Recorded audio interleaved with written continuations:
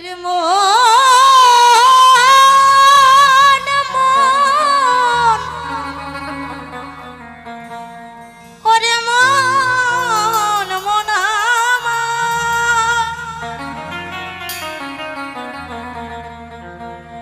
ওরে পিরিতি কাঠালে রাঠা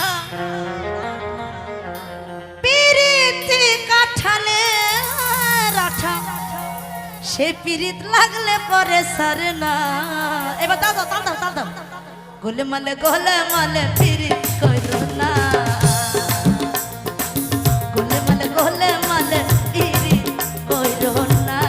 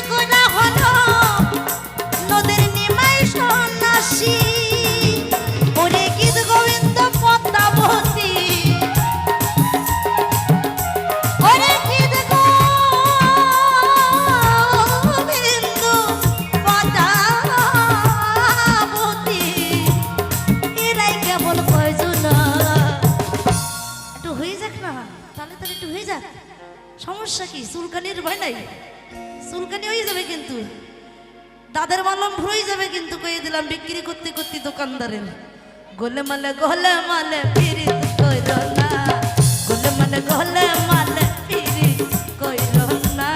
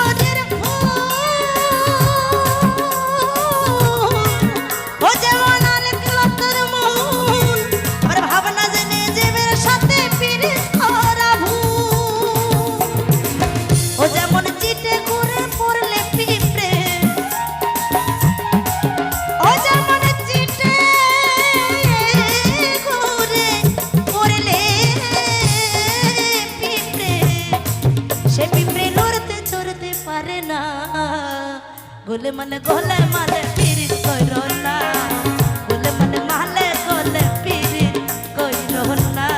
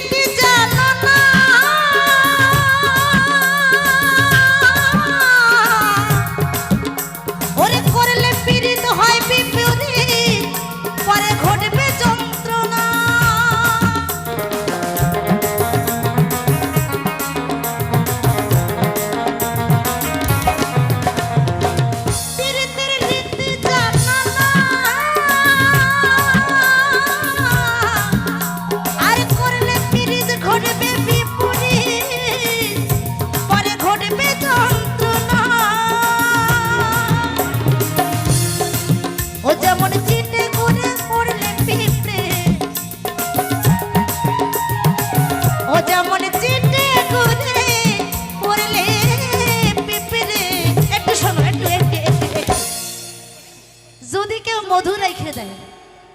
পিঁপড়ে রেখে কেউ কয় না কি যে ওই জায়গাটার মধু আছে, কেউ কয় কয় না।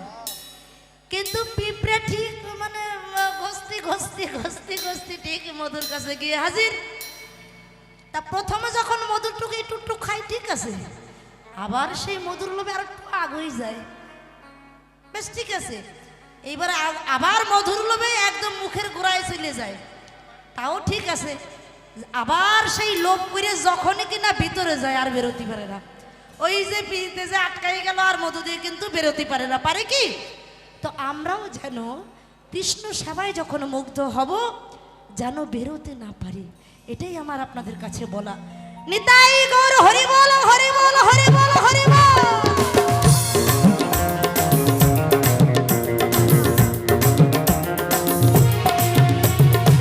ছিল এক ব্রাহ্মণের ছেলে,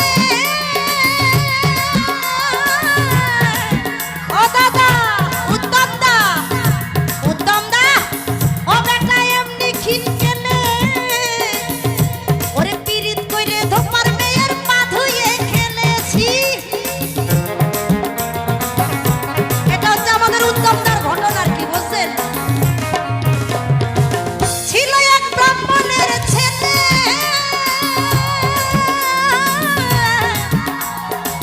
ও বেটা এমনি খিন কেনে, আবার পীড়িত করে ধোপার মেয়ের পা ধুয়ে খেলে। আমাদের উত্তম দার গোপন কথা বলে দিলাম। আবার জাতির বিচার করতে গেলে